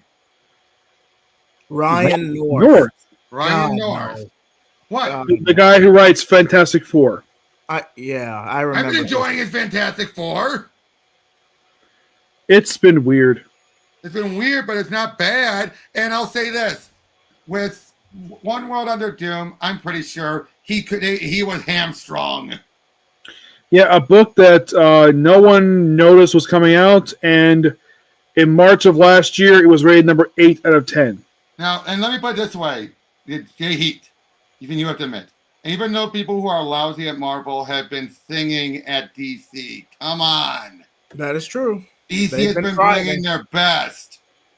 Yes. So, But yeah. I will. Okay, the only good aspect of One World Under Doom is the finale. Everything leading up to it is hot garbage. Yeah, Yeah. but Can we agree on that? Yes, but I was saying that. Well, here's the other thing: Ryan North has proven he can write families. You kind of need that for Wally. Yeah. Did you notice that on this cover here, Wally went back to his previous costume? Yeah, thank God. I didn't understand why in story they changed his costume for because it just randomly happened. I don't get it either, but And Barry is officially retired. He has no longer has speed powers. we don't know how long that's going to last. Depends on DC what they want to do. I love that first cover they have there, where it's like a lot of the classic Justice League on the cover. Yep, but it looks like now Clayton Henry's taking over artwork on JLU. Is it just me or they had a King Shark to line up? Well, it basically looks like a bunch of villains are going to be joining up too, it looks like. Yeah, like Speedrun Justice League, that's nothing new. That's something Jeff Johns did. Yep. Metamorpho. Likely DCU synergy. Yep. Oh, I love that cover of Ted and Booster. Yep. So awesome. Yep. But I love birds. yep. And that's That's I think that's is that Roy Cheadle, or is that Ray Palmer? That's Ryan Choi you're thinking of, by the way. Yeah, Ryan Choi. The I think he's the fourth Adam. He's the fourth person named Adam. I'm aware, but I'm not sure which it is. I can't tell from this artwork. I gotta double check in one of the books. But next Vixen. we got Vixen. But yeah, next after this we got New Titans with Kate Bromball. Is that the same writer who writes Batgirl? Yes. Yes. Okay. Vixen, a character that Jared Conway, I think it's one of his favorite characters he's ever created, that one. I think that's always been Firestorm. Yeah, because he had a lot of love for Vixen. He never gave on. He never gave on her. So much so he made part of the Justice League. Despite the fact that from what I heard, the title under him, it was not technically his fault. It just that the book was being outsold by Teen Titans. Yep. Now, okay, so from the looks of here, it looks like we're going to have John, Tara, Spoiler according to leaks and Yara Floor. and who? And Yara Floor. Yara, okay. And spoiler. Yep, and spoiler, okay. Hoping they actually are able to try and fix things up with her. Yeah, that's be interesting. Let me ask you this, The Robert. other guys are still going to be involved too. Yeah. Let me ask you this, Robert. When this book started, they're based in Bloodhaven, and then when John Layman took over the book, they went back to New York City. How'd you feel about that? I don't care. Tevya, Tara's been back since Deathstroke, all right? Yeah, which she remembers when she died. Yeah, they basically have it be because basically it was basically said that because of Rebirth, some characters came back and they just acknowledged it, just like with the Question. Wait, whoa. Go back up to Green Lantern. Mm-hmm. You went right past Green Lantern Corps. Yep. Basically now Guy has now been worshipped as the All-Sight. He's receiving visions. That's cool. Yep. And then we get JSA Year 1 continues. Okay, yep. Now, I gotta say, I am in the recent Green Lantern Corps, for some reason, they've shown that the Cap Matui that John's been with, apparently he's gone a little crazy and has been put in a science cell for some reason. I don't get it. Yes. Also, John's got a beard, like a full beard now. Yeah.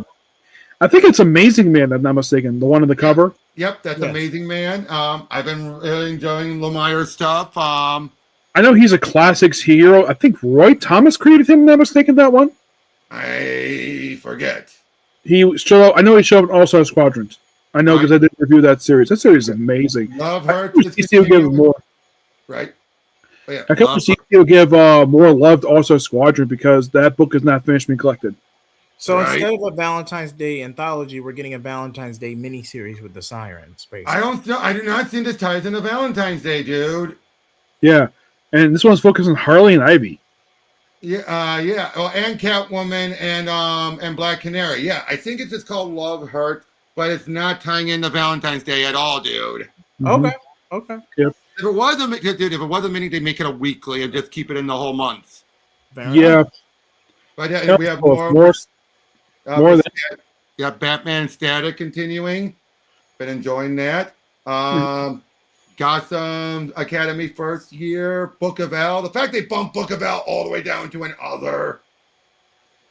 Which makes no sense as a Superman book. Yeah, but I think it's because it's so distant from everything currently. It's self-contained, basically. Yeah. Wait. Tevya, Teen Lantern's still involved, all right? Keep up with the books. Yeah, she's not doing a lot, but she's there. She's there. She's doing a lot. Okay. She is. In fact, we found out her gauntlet was Krona's gauntlet, and he's still in it. I knew about that a while ago, that was Krona's gauntlet. But Harley and Ivy, Life and Crime, again, this continues to fill in the gaps of their history, their romance history. Mad Magazine, of course, they put this here because it's published by the same company. Yep, and then all the facsimiles, and that's it. We're all caught up. All right. Yep. Told you we would. Yeah, pretty solid lineup. Yep. Agreed. Yep. Mm-hmm. So what'd you guys think? I say this. Wait. We should still talk about. Look up the Marvel Superman, Spider-Man, so we can talk about that. Sure. Would you mind pulling that up for us, Robert? Yep. Just a second, and I'll link you to it. Hold on. All right. While we're waiting on that, I actually enjoyed this lineup this go around. I didn't expect to do February and March back to back, but I enjoyed it. I knew we would. Just 90 minutes, which is nice. There you go. All right. Is in the private chat. I am pulling this up now. Yeah. I'll be honest. I am not impressed with the main creative team. I kind of wish for these crossovers they pick people who worked on both. I've only seen like one or two that did that for, but not all of them. All right, Spider-Man and Superman. Yep, it's Brad Meltzer and Pere Laraz. I know Brad Meltzer. Okay. He did work on one Superman book. He did do. He did Action was 1000, and the only time where Superman was in Justice League.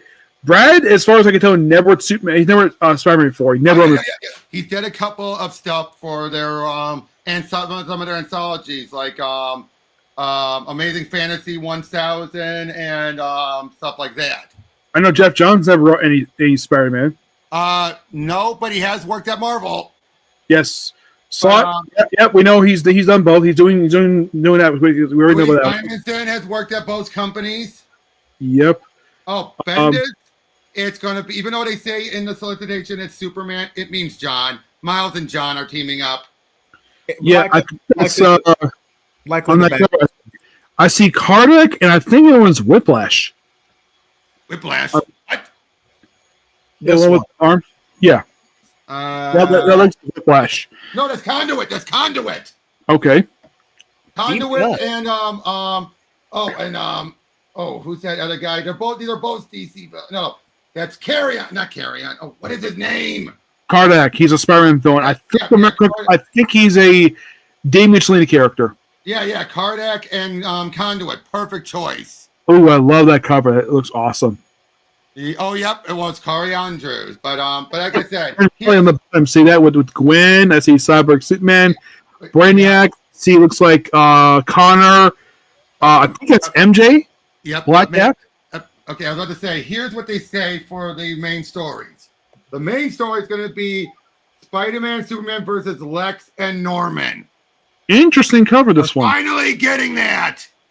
Yeah. Well, wait. That's an interesting cover. That ties into one of the tie-in stories. Can I get through them? Yes. So we're going to have Dan Slott's doing Spider-Man Noir and Golden Age Superman. Choice. Yep. Jeff Johns and Gary Frank are doing the Superman Spider-Man families are against each other, summoned by Mysterio. Okay, if you're curious, this right here with this thing here, that is Spider-Man Assassin.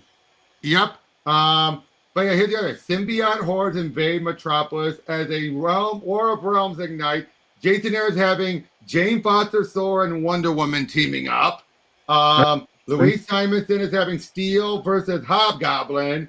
Joe Kelly's going to have Gwen Stacy and Lana Lang. And Brian Michael Bendis is having Miles and John. Miles makes sense because he created him. John is not as creative. He aged him up. Yeah, but I love this cover here with Kara. You could just say he created Teenage John. So who's doing the Supergirl Gwen one? That's I just said that was the Gwen Lana one is Joe Kelly. Okay, interesting choice. He's gonna be at Mid-Con Orlando. Oh, cool. Yep, I actually have Moon Knight trade, which is a short story, and I'm gonna have him sign the trade for that along with E.M. Guest. He does the covers for that book. Mm-hmm. It's Moon Knight Fist of Kasu, which is actually his ending relaunch as Mark Spector Moon Knight. Nice.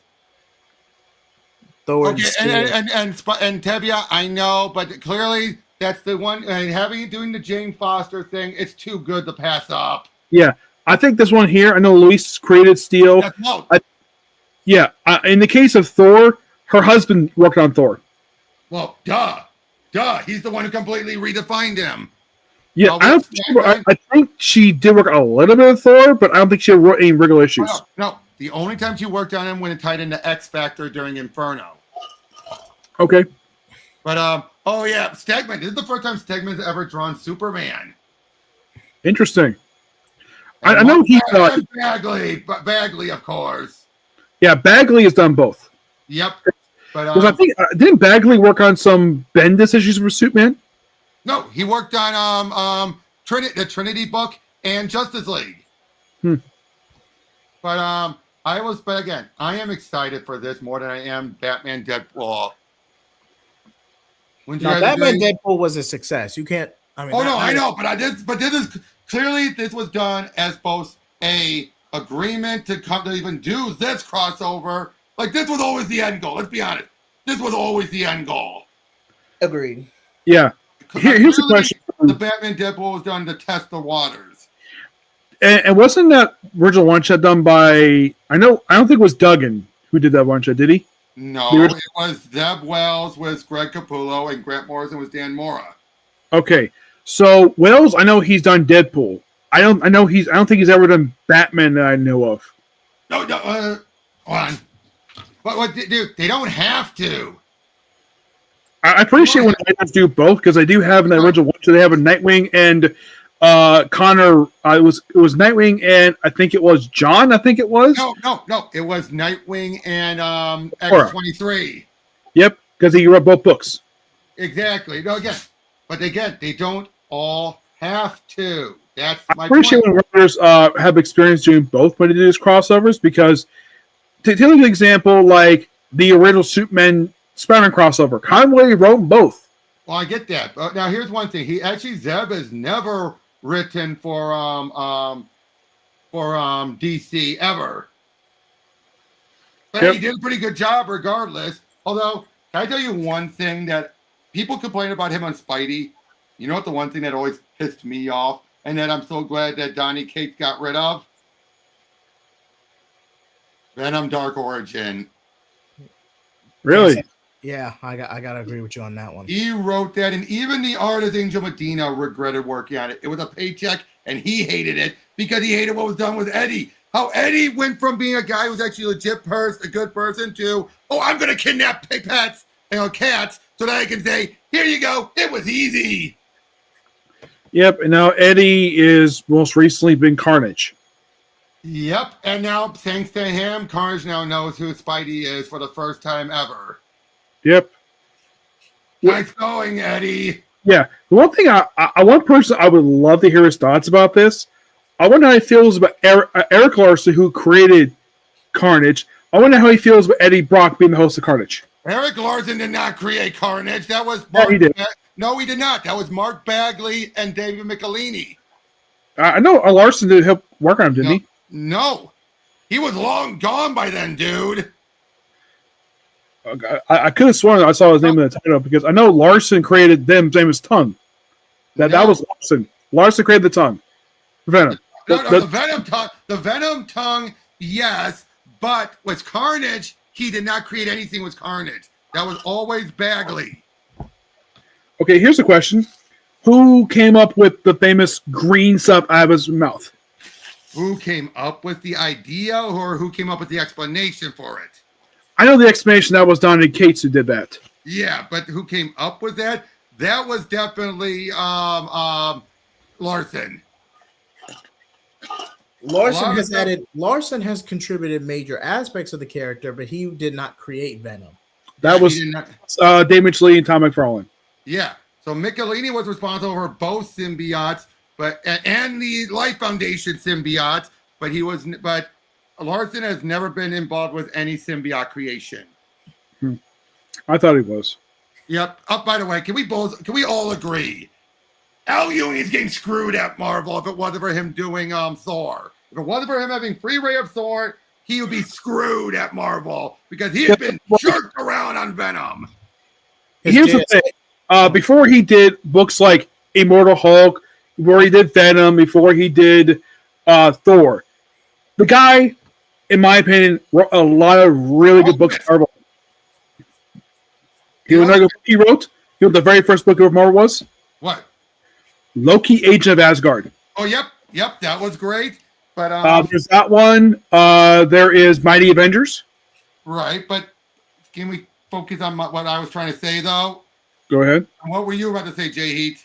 No, I didn't say anything. Please continue. I was just saying, Tevya, the black suit was created during Secret Wars. If I remember, I think it was Mike Zeck who created the suit. Mike Zeck, Jim Shooter, and someone else. I forget. But yeah, as I was saying, Ewing's been jerked around. His Venom run, Venom War proved it completely derailed anything he's been doing. And I gotta say, I read it all. It is boring. He has basically been in there for a paycheck. And I'm positive if it wasn't for him, his awesome Thor run, he'd be probably fed up with Marvel. Yeah, for an event called Venom War, it's like, oh, let's have Venom. It derailed everything he had been working on. And did you notice they were named MSG in that book? Wait, what?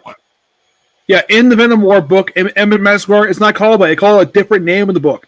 Like, I look at the building. If you see the book, you pull up the comic, you see the book, the building outside. That's clearly Madison Square Garden. I know because I walked by the place. Obviously, there probably been some reason behind that, but like I said, main events because it had this whole thing like Venomized zombies in the book. That was on tie-ins. Tevya, MSG means Madison Square Garden. Yeah, Nick, not everyone knows that goes by that. Knows with the initials. Just simply say Madison Square Garden. Yeah, Yeah. it's always known that in real life. Every place is called it, but that one comic, for some weird reason, I don't know why Al Ewing did this for. He I don't think he- renamed the building.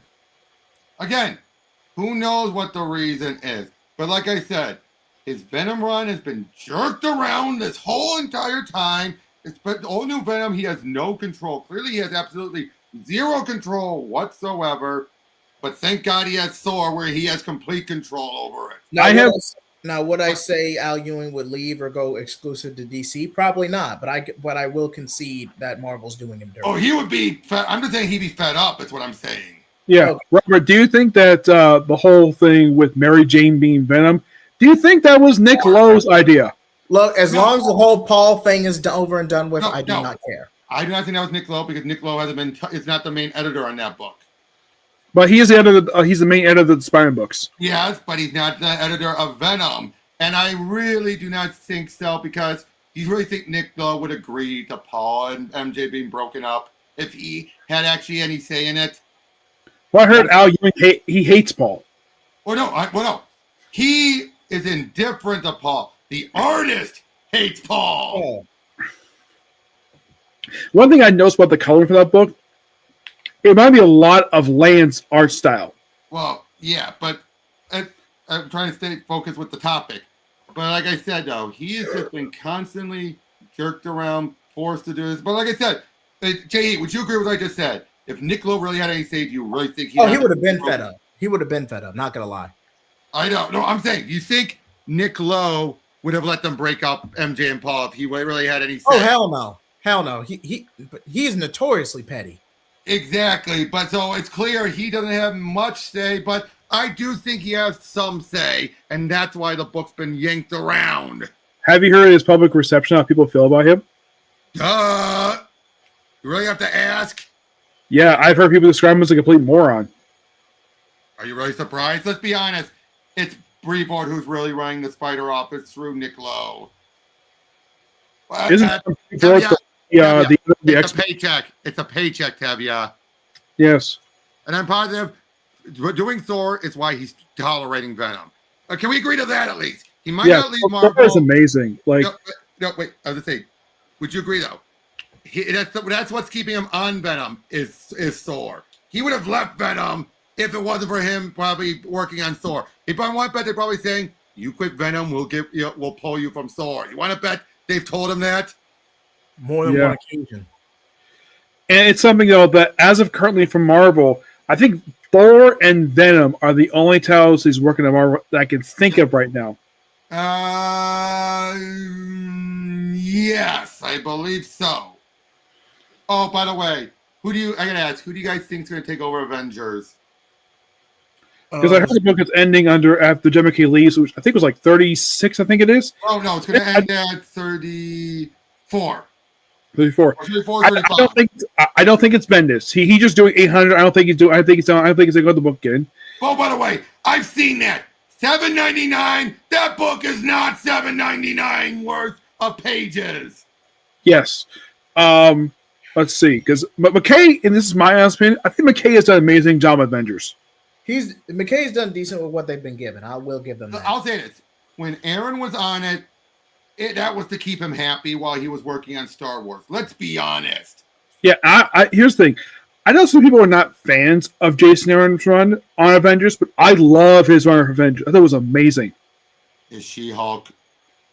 No. Yeah, the She-Hulk thing was something else. That's the only aspect I didn't like was like they have it where let's have her and Thor hook up for some random reason making Thor and the Phoenix Thor's mom, and kept trying to railroad it in despite other writers trying to stop him. That's what I'm saying. The fact that they let other creators retcon his stuff told you Avengers was just a place to keep him happy and have very little actual effect on the overall universe. Yes. I know that when Al Ewing had Gaia, Thor's actual mom, show up in the book. That was Kate's. No, it was actually very recently in the Al Ewing book. No, yeah, but Kate's is the one who took the pot shot at Aaron before Ewing. Yeah, but in the book, Gaia completely forgot the fact that she is Thor's mom. No, she didn't forget. She knows. She doesn't care. And she looks drastically different. Like the artist redesigned her to be like some such gigantic being. Like, that's Gaia? Really? Tevya, Aaron did care about it, but it was meaningless in the grand scheme of things, is what I'm saying. Yeah. Jay Heat, would you agree? I would definitely argue Jason Aaron's Avengers is a shelf title. I would very much. It was a shelf title that was just meant there to keep him happy while he was working on Star Wars. Let's be honest. That's the main reason why. I think the most interesting choice he made for Avengers was Blade. Agreed. I will agree with that. There's been some things he did was interesting, but let's be honest. Can we agree to this? The two most cringiest things he ever did at Marvel was having Titania surrender herself to Lady Thor for a girl boss pass and the She-Hulk issue. I would argue the She-Hulk Thor thing was more cringe. Oh no, but Titania basically saying like her husband's calling her out, putting in all of his critics' statements. She shows up like, so wait, you're just Thor, not Lady Thunderstrike? Huh? Punch it out, Absorbing Man. We're going to turn ourselves in. Prison might do us good. You get a girl boss pass because you're awesome. Yes, and I believe also just before that, Jane Foster broke Absorbman's jaw. Yeah, that's the other thing. But again, the fact that Titania, here's what would have happened. Titania would have been like, let's see what you got her butt kicked, but she would have been like, okay, you proved yourself. I'll turn myself in now. Not night, hubby. We're turning ourselves in because you're awesome. Girl you power. One aspect about Absorbman that Marvel has not explored in years is his son. Oh, Thor? Absorbman. Oh, right. But wait. Jay Heat, what were you about to say? I would say it was more ham-fisted because, again, I have not read that run since Gore the God Butcher. Like, I got the two omnibuses. Yeah, the Gore the God Butcher was the saving grace of that run, and arguably everything that was the start of it. Yep, that was the start. Very first 11 issues was that book, and then afterwards, after an issue where they revealed Jane Foster got cancer, then they do the League of Realms, the War of the Realms. That's what I'm saying. War of the Realms is where that runs. League of the Realms, not War Realms came later. League of Realms was next. And that was a storyline that brought back Malekith. And the only reason why they did that because he was going to be the main villain of Thor: Dark World. I think it was more than that. I think it was more than that because by the time War of the Realms came out, Dark World was long in the rearview mirror. So I don't think that was the case. Synergy was a factor, but Thor: Dark World came out in 2013. Yeah, and that was years before War of the Realms. This is the group is called League of the Realms. Well, I know, but everything about Aaron's run was leading up to War of the Realms. Yes. Everything about it. So for it to be him, it had to have been because that was Aaron's plan first, Synergy second. Otherwise, if it was purely because of Synergy, he would not have had him be the main villain for that end game. Yeah, and that event was awesome. Except for all the tie-ins. Well, the overall is good. I'm just saying, like, okay, if we're tying back to that if we're tying back to the whole Titania thing, I would argue it's more ham-fisted than anything. Mm-hmm. I wouldn't say that was cringe. Well, I would because Titania's not the type who would say you have a girl power pass. From a writing standpoint, it's ham-fisted. Now, if you're actually going to the characters and how they would interact, that's not how she would interact. She would rather get into a fight first. She wouldn't turn herself in just willy-nilly. Yeah. Well, okay, I can see your point now. That's what I'm saying. She would not. She would go into a fight and then go eat quietly because she proved herself. She wouldn't be like, "Wait, you're Lady Thor? You're awesome. Turn us in." That's what she did. She literally basically punched out her husband and then said, "We're going in quietly. Prison will do us good." The only complaint I heard about the whole thing with Jane Foster being Thor is that it went on a little too long. Oh yeah, and the stupidity of Nick Fury. What Nick Fury whispered to Thor that made him unworthy. Gore was right. I'm sorry. That is the dumbest explanation that they were sitting on for so long. And that was the one thing that kept people coming back to the book, was to finally find out what was said. Yeah, and that was not told in the main Thor book. One at a time. Basically, go ahead, Nick.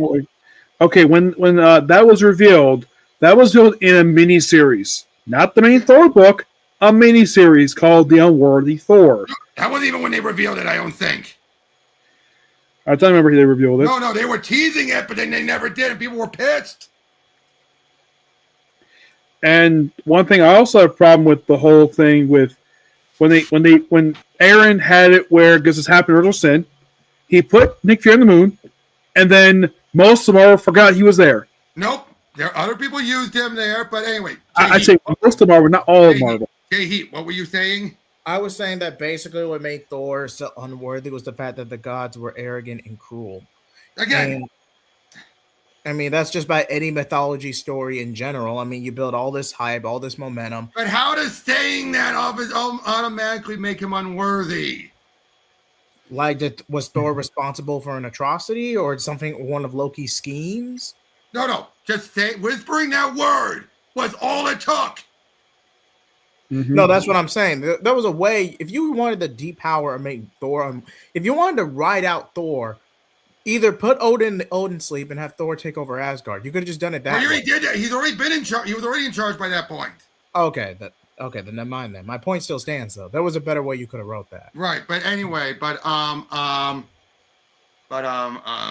the She-Hulk issue, that was beyond like, oh, I hated being objectified. Oh, Bruce told me he thought it was awesome that I and wasn't being chased off. Oh, you have creepers who have posters of me that they worship, guys grabbing my butt, taking photos. This is the woman who, when under oath, was asked how many people did she date. It took her hours to get through it as She-Hulk. And then how many did she date as Jen? Just 3 people, one of which she doesn't even remember the name of. And so I'm sorry. This definitely read like a male feminist who felt like, I am outraged and I'm going to make her outraged even if it doesn't fit the character whatsoever. One character I think Marvel kind of screwed over in the last few years has Jessica Drew. Kind of thought. Oh, getting rid of her son and aging him up was definitely the biggest FU. Yeah, that was done by the writer. And I kind of felt as though that, because the thing is, the whole thing of like her disappearing and then when she came back, apparently everybody completely forgot the fact she had a son, except. But the thing is, one other person remember she had a son. You remember who that was? Who? Spider-Boy. Yep. But okay, Jay, I want to get back before you go on that tangent, because I made a point and no one responded about the She-Hulk issue. Jay, your thoughts on that issue? It's been years since I read it, but if I'm going purely by memory, I would say it was just... It contradicts everything about Jen. Not to mention, not so much that, it's just that the main difference between how Jen reflected on being basically Hulkified, for lack of a better term, with Bruce, it's just a manifestation of his trauma and his anger, basically everything his father put him through in his backstory. It's just a manifestation of all of his... It was a case of her self-deprecation, and this is what she wanted to be. There's a reason she stayed She-Hulk until Jeff Johns' Red Cloud, because she loved it so much. It took her going crazy and destroying a town before she finally was like, I hate being She-Hulk. I want to be Jen again. And I get the idea you want to play a little loose and promiscuous with but that doesn't really fit Jen that way. No, she loved it. Why would she be like, oh, I like being She-Hulk, but I hate it being objectified? She objectified herself most of her existence. Yes. I'm sorry. The woman objectified herself. Period. I would argue the MCU show did more damage to the character than that run. And I'll say this: does this mean that Jason Aaron feels he's more of a feminist than Renee Witterstater, the editor on the Burn Run? Oh God, I forgot that one existed. Whoa, Oh, whoa, did you whoa, guys whoa, whoa, start whoa, whoa, coming? whoa! Do not tell me you're dissing that run, dude. I'm not dissing. Oh. I just said I forgot it existed. Oh, The way Robert, did said you hear that. about the She-Hulk actress? Okay, that's being misconstrued. She was being sarcastic to people. She was making fun of the people who were making a big deal about it, and some people are taking it like she was being dead serious. She was joking.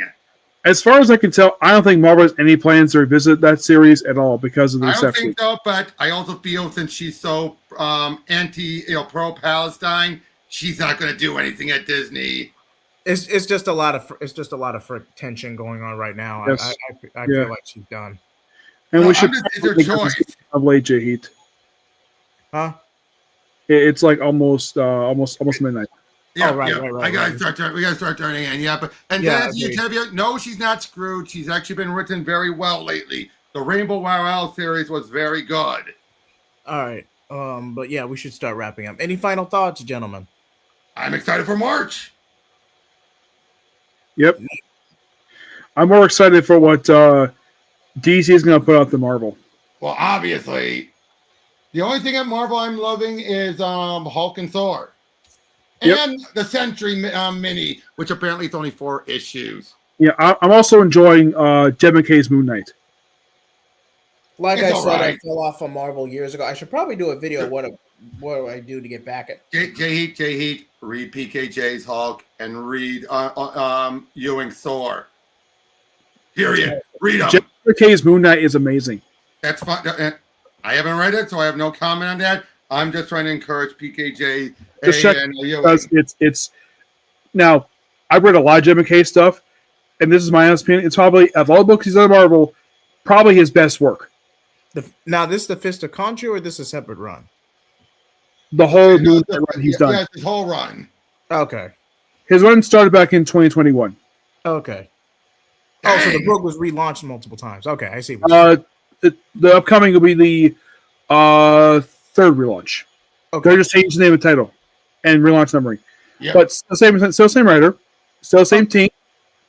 I think it might change the artist, but Anyway, just continuing the story. All right. Before we wrap up, gentlemen, any new projects or anything you would like to promote on your channels? just got some more PTNs in the can. I gotta get caught up a bit more on that. Might get back to some game streaming, but just currently just trying to find another job currently. Mm-hmm. Okay, we've all been there, buddy. Nick, how about you? I just have some videos coming on my YouTube channel. I'm reviewing right now the series A Certain Magic Index. I've got just I think it's just about 5 episodes left to go for it. I'm probably gonna finish up tomorrow and just review the rest. And there's another anime I'm gonna be starting up involving the best way to describe it is basically a guy who the tank in a party gets fired because they think he's weak. Okay. Okay, sounds interesting. As for me, you can find me at jheat or jheatblade, jheat75. I usually do I really do just about everything, really. Games, content, gaming playthroughs. And I even Whoa. What was that? I don't know. That was my phone. Sorry. Oh, okay. And I usually just do just about anything. I also take fan requests, including but not limited to an Ironheart review. So I am preparing for that one. God help my soul. Are you reviewing the Disney Plus series? Yes, that's what they wanted to review. I'm not going to reveal who it was, but they wanted me to review the Ironheart series. Mm-hmm. Yeah, I don't know. I don't know. I know it's a continuation of the character from the Black Panther movie, the second one. But is it anything like the comic version? In many ways, Surprisingly yes. not. Well, Surprisingly in some ways, it is. In some ways, there's some parallels, there's some consistencies, but There's still some cringe. Yeah, I think she's only like the third Bendis created character to appear in the MCU because he had his Prowler. He appeared in the first Spider movie, Maria Hill, and Ironheart. Technically, the Ronin identity. Yes, but as a character. yeah, but that was more of a rebrand than anything. And I think But it kind of still counts. and I think in the Echo, source material, Echo is not his creation. That's a different guy. Yeah, that was I David think Mack. the source David material- Mack created it solo. and I think Yep. in the source material, Hawkeye was on the run at the time, if I remember. He had just come back to life. Okay. And Kate Bishop was Hawkeye at that point. Okay. Right. Thank you for clearing that up. But yeah, this was very fun. This went on a little longer than expected. We kind of got on a bit of a tangent towards the end, Mhm. but all in good fun. I appreciate you guys coming out to the show always. Like, Yep. comment, subscribe, guys. Thank y'all so much for watching. Flame off.